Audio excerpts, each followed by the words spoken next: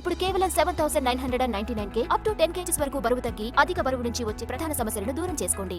Success celebrations ను అందరూ fans కేరింతల మధ్య చేసుకోవాలి అనుకుంటారు. కానీ సలార్ మాత్రం చిత్ర యూనిట్ సమక్షంలోనే చేసుకుంది.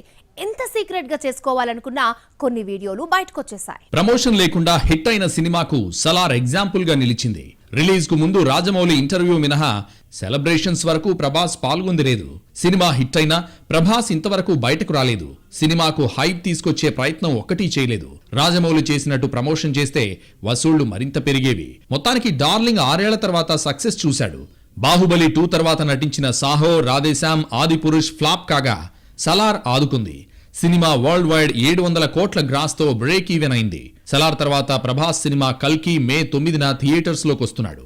నాగ్ అశ్విన్ డైరెక్షన్ లో 600 కోట్లతో వైజయంతి మూవీస్ నిర్మిస్తోంది.